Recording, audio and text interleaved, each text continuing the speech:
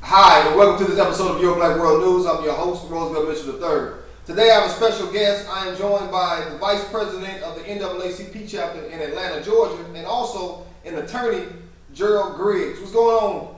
What's going on, Roosevelt, man? Good to see you. Good to talk to you. Good to see you as well. And I thank you so much for taking time because I know you're super busy with being an attorney and also Vice President of the NAACP chapter down there. So I appreciate your hard work, man, and all that you do to fight for social justice. Anytime, man. I always got time to discuss social justice. Yeah, so today our conversation is about black on black crime and the proper response from an attorney's point of view. So can you talk a little bit about that? Yes, I think during the course of this political season, there's been a lot of discussion on black crime and proper responses. And I think that we as a community have to understand that there is a crime problem in our community, and we have to take ownership ourselves. I know a lot of people get upset with the term black on black crime, and I don't particularly like that term. But there is a crime in our community, and we have to have people held accountable for that particular crime, and we have to have the proper response. And the proper response is taking back our community. Is when you see a crime being committed, you report it, and of course you let the proper authorities handle it, and then we hold those, and once they're convicted, accountable. So I think that we have to realize that in order for black lives to matter, we have to, all lives have to matter with regard to how we respond to crime. So me being a criminal defense attorney, I work in the criminal justice system. I see it every day. I represent a lot of individuals who are innocent and will continue to be innocent. But I do see that there's a rise, based on some segments of our community that just aren't law abiding. And we need to do something about that, because in order for us to be protected from having issues with law enforcement, we have to protect our own community. I know that people believe there's over-policing in African American and Latino communities, and I truly believe there is. But we have to deal with some of the issues that cause some of that over-policing. So I know it's a touchy subject, but I'm somebody that's inside the system that sees it every day. Again, I don't believe that 12.7% of the population commits 84% of the crimes, but I do believe that there is a issue that's going on with armed robberies in the community, with burglaries in the community, with murders in the community that we have to address, and we have to address it inside of our community. I don't want an outsider addressing it in our community. We have to address it, because I'm sure Dr. King did not die. I'm sure that Malcolm X did not die. I'm sure that Marcus Garvey did not want us to be in our own community, terrorizing our own community. So we have to do something about this. Yes, and I don't know, did you get a chance to see that Ray Lewis video or monologue? Yes, I did. When he was sitting on his couch and talking like a preacher. Yeah, so even in that video, he states about, he kind of took, I don't want to say the right wing approach, but I hear a lot of times from the right wing to where the only time you hear about the crime in Chicago in the statistics are when a police officer, kills an unarmed black person. So should black on black crime, so to speak, let police off the hook for, what they're doing? Absolutely not. And one of the things that went unreported with regard to Chicago is the fact that my fraternity, Alpha Phi Alpha Fraternity Incorporated, decided on their own to march through the community to show that there are upstanding African American males who are going to take ownership of our community and take it away from the individuals that are terrorizing the community. So what I'm saying, and I know a lot of people will disagree with me, because a lot of people disagree with Ray Lewis. I don't agree with everything that Ray said, but we have to take ownership that in certain communities, we're having a real crime problem.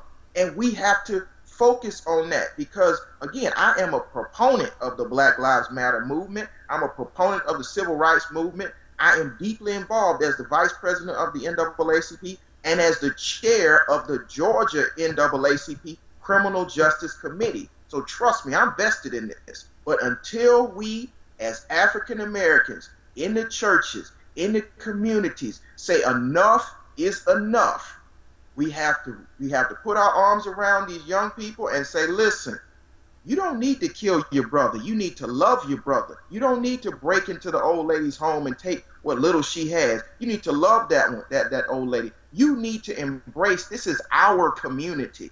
We are tired of black people being shot in the street that are unarmed, that are being slaughtered. But we also are tired of young people violating the trust of their own community by robbing them, by killing. We need to stop this. We are not descendants of savages. We are descendants of kings and queens, and we need to act accordingly. And it's time for young professionals like myself and the next generation to call this stuff out, because it's time for it to stop. And again, I know I'm probably going to get some pushback, but my issue is this.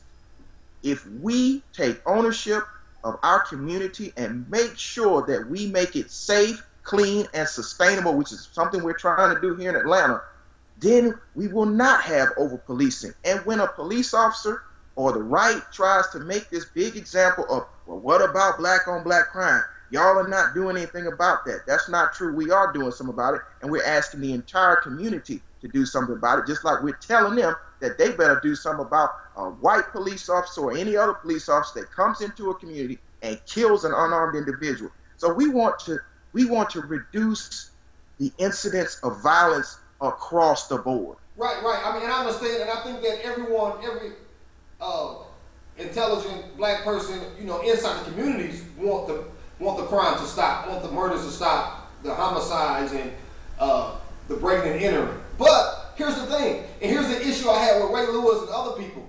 Ray Lewis is sitting on his couch talking about pretty much dissing the Black Lives Matter movement, or people, or activists, the people who are down on the ground who are engaged.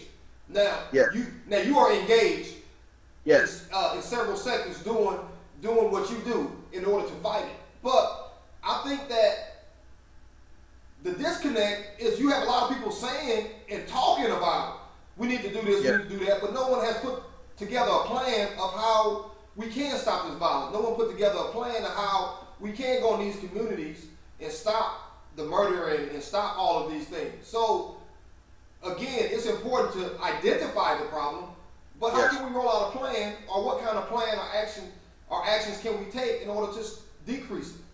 And that's the beautiful part of what's going on here in Atlanta. In Atlanta, the larger social activist groups, the older ones like the NAACP, the SCLC, are joining with the younger groups like Black Lives Matter Atlanta, Unite or Die, the Street Rumors, and we're going directly into the community, and we are a part of the community.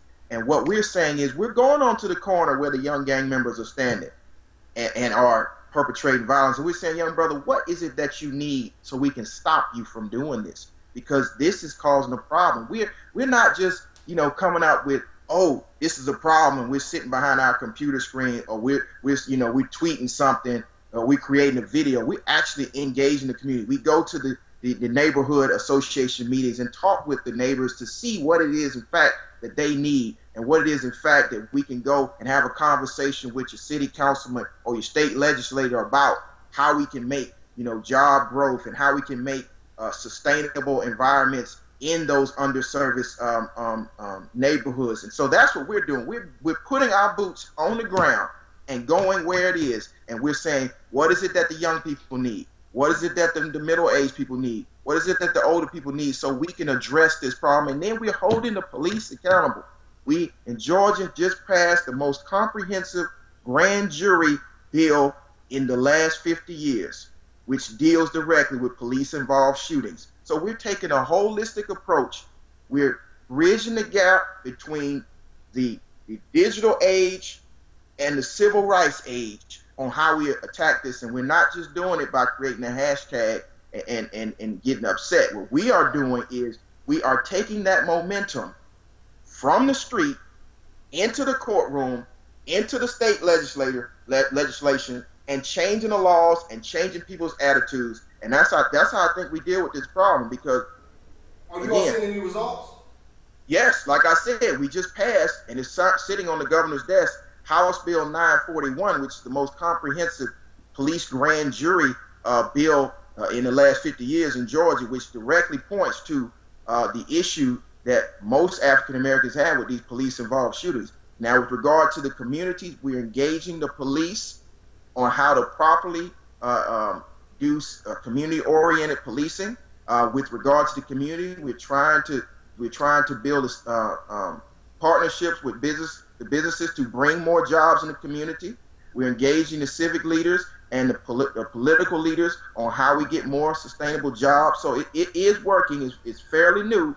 We've only been at this for about the past 7 months, but I think it can be a model that can be taken around the country, because we have to engage. We have to get out of our cars and our houses and go out there on the street and see what the problem is and then fix the problem. Because a lot of these young people that are committing crimes feel like no one in the community cares for them. So they turn to gangs and they turn to crime. But if the people in the pews in the churches on Saturday, on Sunday, would focus on what love truly is and go out into the community and show these young brothers love, these young sisters love, I think that we can change the problem. Yeah, and a lot of it, or some of it, is tied into political aspect, right? Like jobs. Yes. I mean, young folks don't have jobs. So, and then when young people don't have jobs, and you talk about a black and brown or a pure community, which is hard to get resources inside that community via entrepreneurs and loans to create more jobs, right? And then it almost becomes political/systemic, correct? That is true. And I mean, that's one of the other initiatives. And I must commend Black Lives Matter Atlanta for their engagement on the Fight for 15 initiative to raise the living wage to a wage where individuals can actually earn and sustain themselves. I think that's part of this momentum. This is a movement. You know, this is the beginning and the birth of a new civil rights movement that Dr. King and members of the SCLC and members of the older movement started, and we're picking up and we're engaging all segments of the community to join in this movement, because this is the only way we change the community to create that beloved community that Dr. King so wanted and saw. So I think that it's a movement. It's definitely a political and economic movement. And it's my hope that more members of the community will join.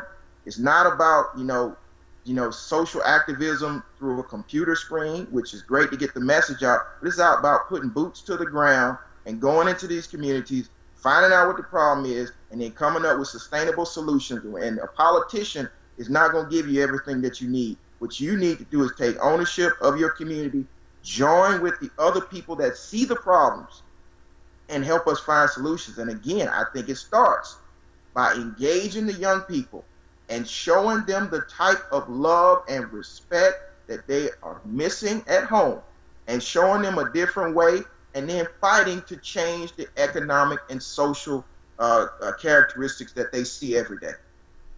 Well, I thank you so much for your time, Attorney Griggs, and I'd like to give you the last word and let people know how to reach you or contact you or some of your causes.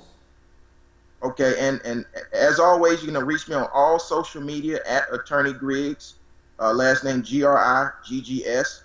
I'm an attorney, and I'm also the vice president of the Atlanta chapter of the NAACP. You can reach us at NAACP.org. You can reach us at AtlantaNAACP.org. The NAACP is the oldest civil rights organization in the nation, born in 1909 after the Springfield race riots, which is very similar to what's going on right now after Ferguson.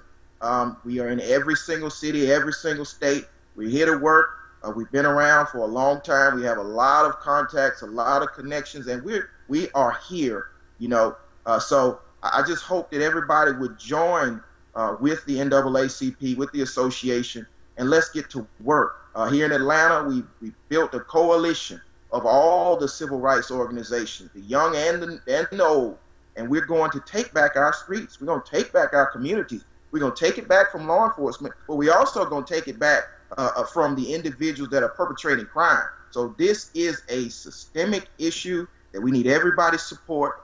We need everybody, all hands on deck, because if we don't do it now, I hate to see how our community will end up. So we need your support. You can follow me on all social media at Attorney Griggs. I'm here. Tweet me, email me, call me. You can call me at 404-633-6590. I'm always available, always fighting in the community, always fighting in the courtroom. Justice fighter. Thank you. Well, thank you so much for your time. Until next time, my friends, be blessed and be encouraged.